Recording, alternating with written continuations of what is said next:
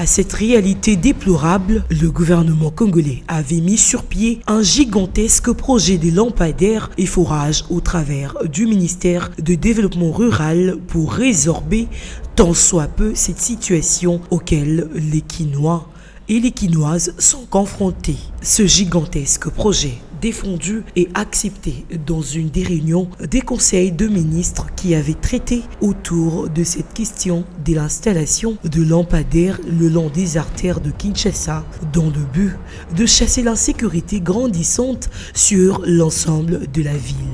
Lequel éclairage public devrait, selon les concepteurs, fonctionner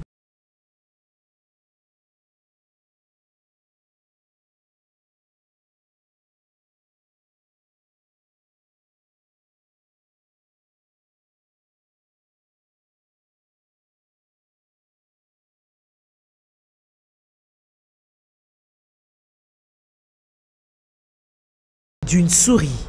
Au bout de quelques mois, ce projet avait connu une lenteur dans son exécution alors que les gouvernements de la République avaient déjà déboursé les moyens nécessaires. Suite à cet état de choses, votre média, au travers de son journaliste d'investigation et patron du groupe de presse Bossolo, Israël Mutombo, a voulu en savoir un peu plus sur les vraies raisons de l'échec qui s'était observé dans la concrétisation du dit projet.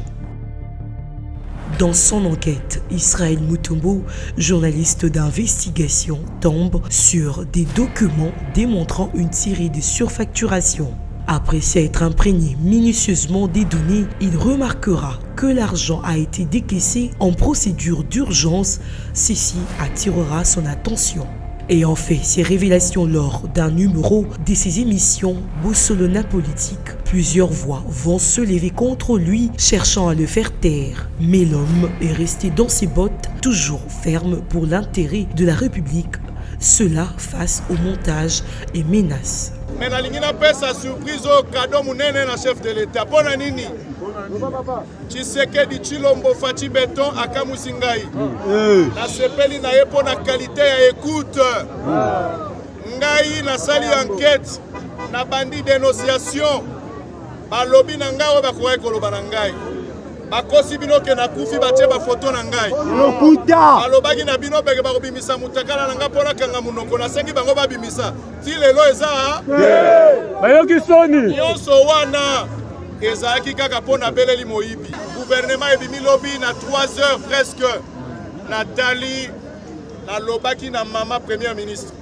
Nalobaki na Fachi soki bopesi mama oyo batata oyo bamesana bakopera na bashokoro mama oyo akonyokwa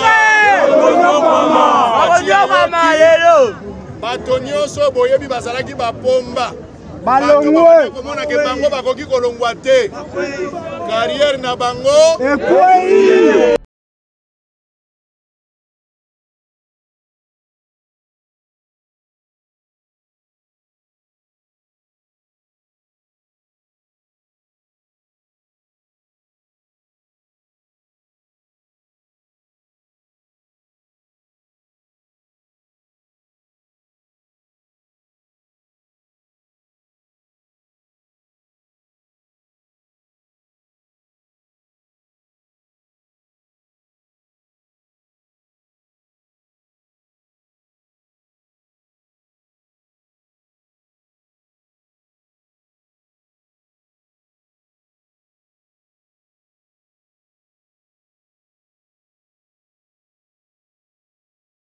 unité.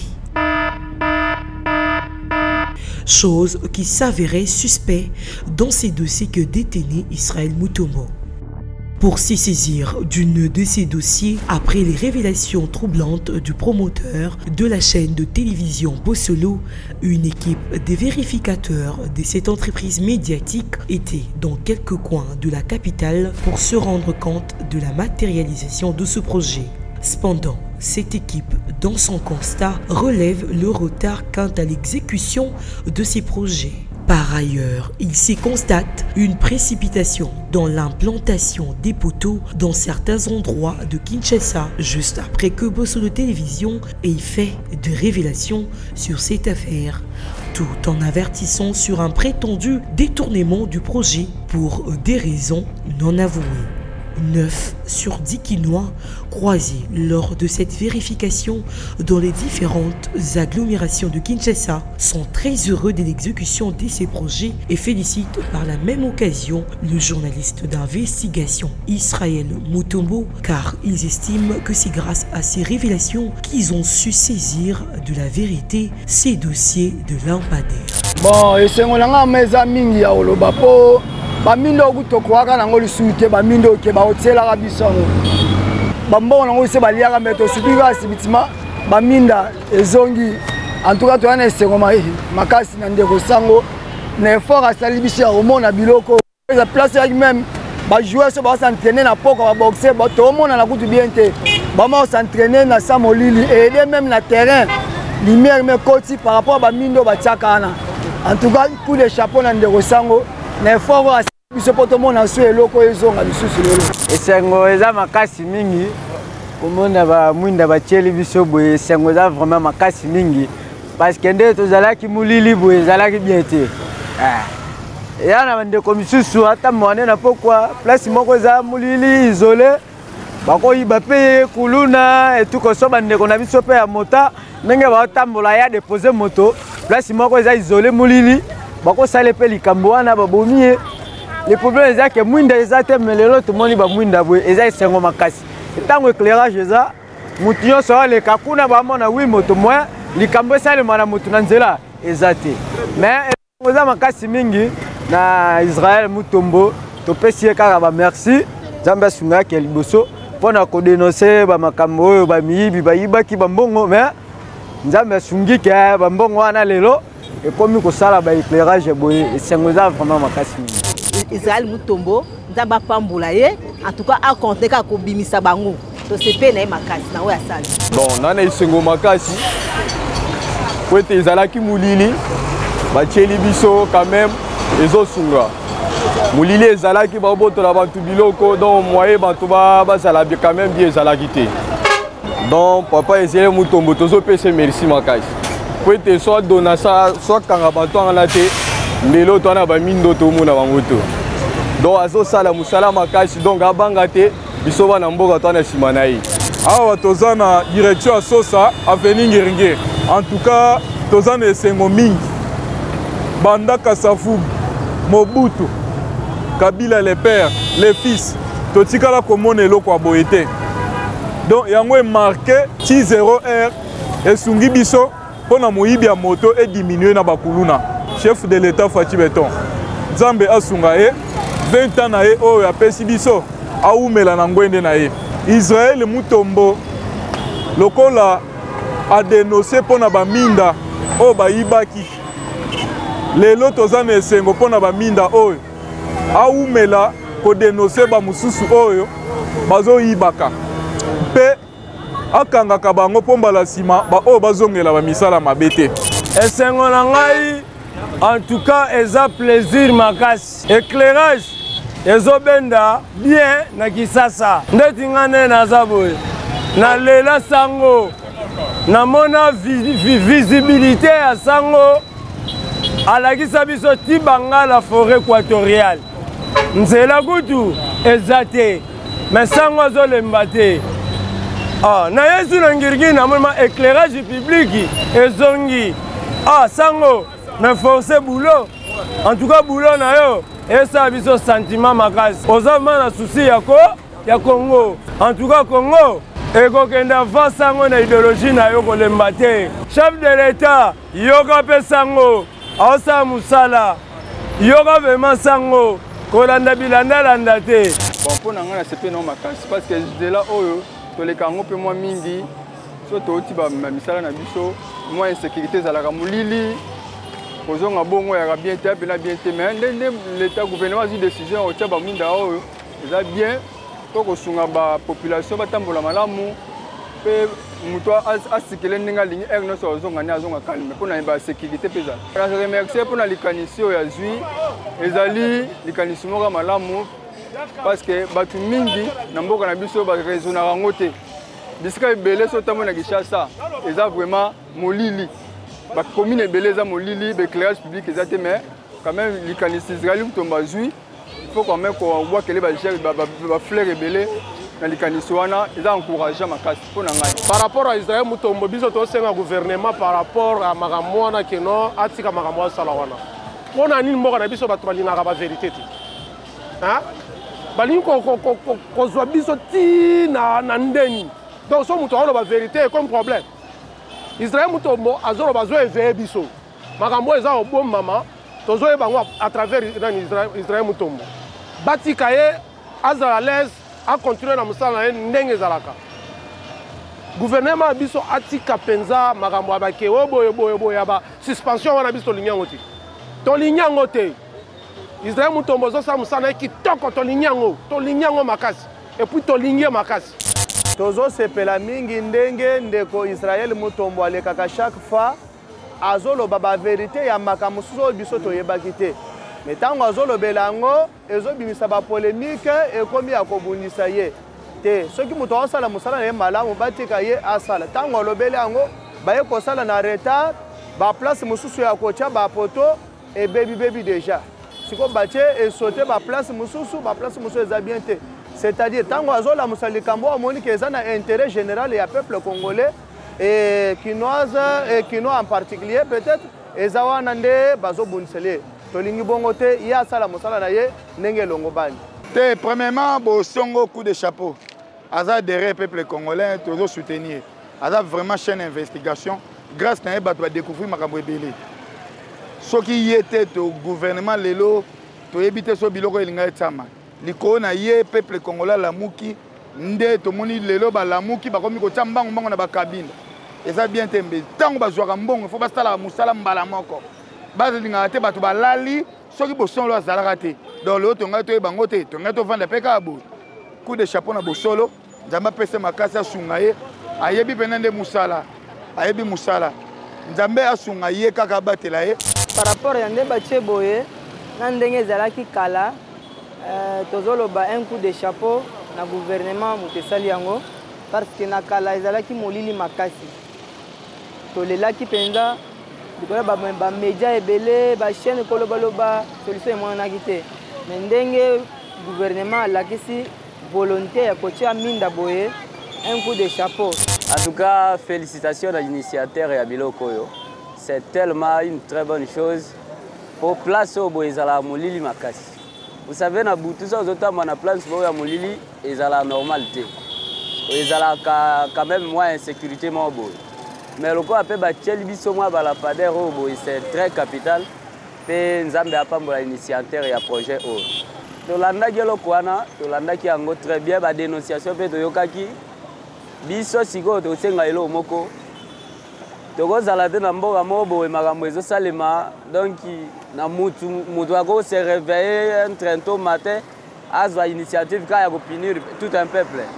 Et ça normal te toyokaki ba dénonciation par rapport à makambo ya bamwinda o bateli biso atuka tosepeli ata ndenge tozosala mosala na butu eza nde ndenge tozokumba na moye eza bien éclairage ya bien ezali vraiment naza kokumisa Bosolo télévision wana ezali chaîne oyo nga nalandaka ntongo pokwa ndenge nazokende boye nakokende fungola avant de regarder toutes les chaînes de la Bosolo télévision puisque il dit des choses oyo bato mosusu bakokaka koloba te akendaka bisika oyo ba journaliste mosusu bakokaka kokoma te et nous regardons ça ezosala biso esengo mais papa akoba na ye abanga te soki oyibi on t'appelle voleur yo soko ozwi mbongo ya leta bengo détourner comment tu es voleur hein? Comment on peut t'appeler quoi ménager pourquoi motayibi moi nini aboto ata musunya dendo abo ba bête voleur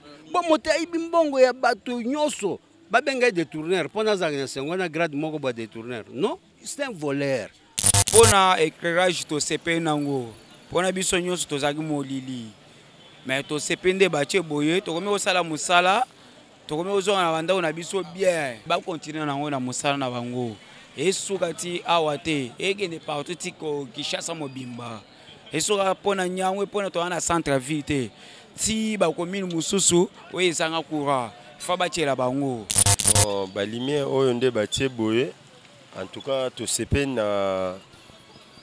na idée oyo basali to moni pe quand même lumière ekoti na kati ya Congo pe ba bibisika mso zaki molili ba kuluna bazali ko batama moi ba kuluna bazali susu ezate parce que lumière ekoti ezaka te ke mutu ata total ka ba lumière na bandako mutati ampoule na palende ba lumière te lumière foi bimaka na banzela tanto telemi mutu moko ko za tanto azana bilo mabe to moni ba kuluna pe awa neti koto ndo mona ba kuluna bazali ko telema awa maintenant lumière ekoti na musika de to mona bato mabe bazana le bango pe ba ko telema te pona lumière ezana bateli biso munda na Kishasa boye to mona ngo kala penda munda pena na Kishasa boye en tout cas merci mingi na bakonzamboka pena bateli biso penda munda bakuluna oyo bakuluna bato butu surtout avenir nyango awa na lingwa la penda trop c'est trop kuluna penda koyiba ba moto koyiba batu na nzela ole kala ba kuna banture yo baliko botolo bambongo nyonso penda en tout cas nde pena ba che pena lumière pena boye bakuna bazo kimana elo alboso nanu lumière merci mingi pona papa Félix Kisekete mokonzi ya mboka mokonzi to bundela ke bitumba merci pona musala zo sala pena na mboka zo sala malamu asala kaka malamu boye so azosala malamu boye biso bato tolingi to soutenir merci mingi pona papa Sango pona musala asali nzamba batela nzamba sunga nzamba pesa makasi. L'investigation étant un domaine du journalisme très complexe, cet homme a quant à lui interpellé le ministre de la Communication à faire un plaidoyer au gouvernement pour la subvention des médias en République démocratique du Congo, de sorte que les journalistes aient les moyens nécessaires pour mener des enquêtes comme le fait régulièrement Israël Mutombo. Non, ma réaction est celle de vouloir dire à l'opinion, mais aussi aux dirigeants de comprendre l'importance du média. C'est-à-dire notre nation, il faut arriver à une conclusion de choses, que cette nation n'ira pas de l'avant lorsqu'on ne reconnaît pas la force du média. Ces gens ici qui ont placé ces lampadaires ont été payés depuis 2011. Mais lorsque la presse, notamment Bosso la politique, par les canaux d'Israël Mutombo, un confrère, lorsqu'il a dénoncé, les gens se sentent brouillés, les gens se sentent hâtés pour donner à la population des lampadaires. Pourquoi? Parce que la justice en est saisie et les équipes ont compris qu'il fallait vraiment donner des lampadaires à la population, et je rappelle que c'était déjà des vols. C'est vrai qu'on voit comment est-ce que les politiques cherchent à avoir des solutions, mais la solution elle est là.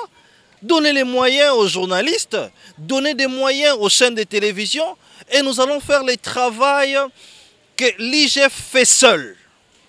Nous allons le faire. La presse va le faire. J'étais heureux de voir Patrick Mouyaya dire qu'il va soutenir les médias, mais bizarrement, après 5 ans, il ne l'a pas fait. J'attends de Christian Bossembe qui a dit que le jour où le CESAC aura des moyens, qu'il puisse soutenir les médias, parce que, rappelez-vous, que ces nations-là, nous partons en Europe, lorsque nous voyageons et que nous voyons que ces pays sont développés, c'est parce que les médias sont libres. Donnez aux journalistes leur liberté, les moyens, ils vous donneront ça. Ça, c'est pas Ngobila, mais c'est la presse. Ça, c'est pas Ngobila, mais c'est Bossolo la politique. Ça, c'est pas Ngobila, mais c'est Israël Mutombo. Qu'on l'aime ou qu'on ne l'aime pas, mais ça, c'est des révélations qu'il a fait. Mais au-delà de ça, vous voyez que les chefs de l'État n'ont pas reconduit d'autres ministres à cause du média. Ceux qui se disaient autrefois qu'ils étaient tout puissants, c'est justement à cause des médias. Pour ces citoyens congolais, il est inadmissible qu'un pays qui a plusieurs barrages puisse recourir à de tels projets, des lampadaires fonctionnant à l'aide des panneaux solaires. Biso tozana courant oyo ti bamboka mipaya baosalela yango kuna delestage ezalaka te ekendaka te, mais biso bakolo courant wana oyo toza na bayinga na zongo nyonso wana ezali, mais biso tozobénéficie yango te. Ezalaka ndenge moko na baminere kuna tobénéficiaka yango te, kaka bato mosusu nde bazobénéficie, mais biso tolobaka kaka eza une nation riche. De partout où nous avons fait promener nos caméras dans le cadre de cette vérification, les Congolais estiment que le nouveau ministre de la Justice doit impérativement s'impliquer pour que la lumière soit faite sur ces dossiers et que les responsables de ces actes qui freinent l'éclosion de notre pays soient punis selon la rigueur de la loi. Nouveau ministre de la Justice alande babiloko wana Costa Mutamba alandela dossier wana ayebisa biso pe na propagande na élection présidentielle avec une fois élu président akolandela makambo ebele au état de justice. Dieu merci wana komi lelo ministre en justice. Tolingi toyeba normalement likambo ya balampadaire eke niveau nini. Projet na débit nango eza kitoko. Eza pona ko éclairer ville province ya Kinshasa. Mais loko to sepeli nango te eza dire ezui pour na installation nango. Alors tozo senga kaka justice na biso na IGF esala musala nango. Ba restaurer to ba zongisa ba mbongo ya lampadaire to ba installer ba lampadaire na bisike sengeli ba installer yango. Yonde tozo senga na l'état asala musala na surtout mingi ministre, le nouveau ministre ya justice. Tozo compter na yo aux en charge de la République pour restaurer justice na biso. To sengi na yo monsieur Mutamba, hein? To sengi na yo esengeli na yo la kisabiso bokasi na yo na justice mata esala musala nango.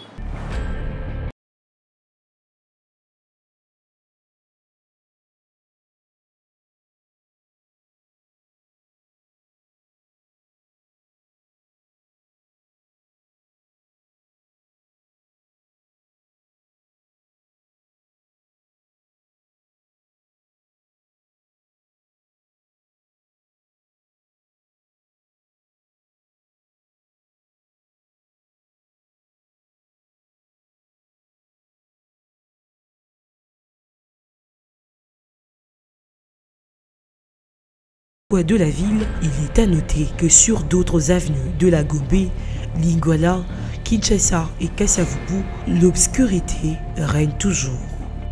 Le comité depuis la SAP na rocha éclairage na mboka, auto éclairage public et communauté. Et ça biso mabe pour sécurité comme partout. Au côté mon na butu aux clients au tiki quelque part mulili ba ko boto pe moto. Na ba côté musu éclairage public ezali. Ouais, bon, pour l'éclairage public, là on a aussi un peu l'État a un peu la volonté à retirer pour permettre la circulation. Parce que, premièrement, tout le monde a parlé, à cause de l'éclairage public. Mais si l'éclairage public, ça, nous avons eu un robot de la moto. Même si nous avons la moto, si l'éclairage public, ça, les criminels ont un somme pour la moto, parce que kuna éclairage public eza to bamona nga na musika so ba lumière ezate wana ezali mawa toza besoin lumière tala Congo kala tozaki tozo tambola boy ba 22 23 tozo tambola be lumière ezaka partout le mulili tina Gombe ville na biso Kinshasa ville ya Kinshasa ezaka wapi toyeba soute ville ya Kinshasa ezaka wapi quartier présidentiel ezaka wapi toyeba ngo te kala ezaka so boye na Gombe o santi boza na Gombe le toyeba te Gombe eza wapi. Des voies sont éclairées, mais le gouvernement doit veiller à l'entretien car le suivi est un élément très important en République démocratique du Congo, comme nous le dit ce Congolais. Non, donc parce que et puis le gouvernement a dit pressé à Kochango. Au moins, il y a boy. Il y a 2 mois, 3 mois, 4 mois, au moins, il y a un jeu de lumière. Même si on a bien il y a courant parce que et l'homme on a aussi na lumière oyo bat faut balandela yango pour msuto mona batia ba lumière ba minda temps ekufi batika ngo kaka boye pela kalisute en tout cas suivi faut ça na ba lumière o bazotia oyo. D'autres personnes, au-delà de ces projets d'éclairage public, invitent les autorités à réhabiliter les routes. Les gens m'a bêté. Au salaba mwenda mbe. Et là, priorité, priorité, je les ai vraiment à Kobeba. Je les ai vraiment à Kobeba. Je les ai à Kobeba. Quand ça va lampadaire, ils ont bien. Mais par rapport à Nabiso na Congo, tout autour de Nabiso na Congo, tout dans la courage, tout dans la barrage. À traiter l'État Nabiso qu'on a suivi, on a lampadaire. Après 6 mois poussière, au Simbaté, il fallait battre Nabiso qu'on a battu les bichons en Gombe, battu les bichons avec électrique. Ils ont la panoté. Wana ngeza la bien nzela pe bo tongo ba yo poussa makadam o monte musalo nyoso ba ko sala pamba e pe la pe mabe e pe le loko la torche on de biloko to ka ba biso 5000 to senga ke ne ba che minda boy eza bien siko nzela eza pena bien te so landeli awa parti oyo eza moi bien mais so kitina sekuna eza ko beba makasi ba poto mabulu eleki nde ko mona mitu ke komi okima boye et côté Moupanzia Nzela, bah comment ça va embouteillage, mais au moins Nzela est tikali kuna, poto eleki. Ndenge gouvernement a eu volonté ya kocha minda boy, a eu peu volonté ya kobongisa pe banzela wana, parce que banzela wana taba gonzi wana, ba le grape na banzela wana. So ba lakisi volonté ya boy, to ko sepela makasi pe to ko beta maboko. Eloko ezo boma biso eza Nzela. Ba che peza ba minda eza bien, mais suko banzela eza bien te. Net ndenge kabambara o banda wileri ah. Ti bon marché zela iza mabe mais ba mwinda peza ekoti tozo sa peza musala bien ta mabulu yango tozo mona bien mabulu na bien ekoti il faut ba bobisela biso banzela pour totambola ka bien to sala musala bien ko musala o tozo sala to sunga pe ba to ebele ba poto donc il faut ba bobisela pe banzela mais ba mwinda peza ekoti to sepeli vraiment makasi.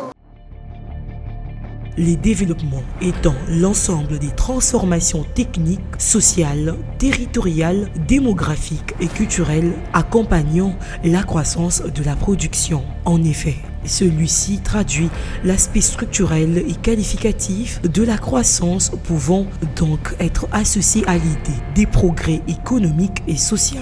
À cet effet, appelons la justice à se saisir de ce dossier en vue d'un résultat escompté, car la justice élève une nation, dit-on.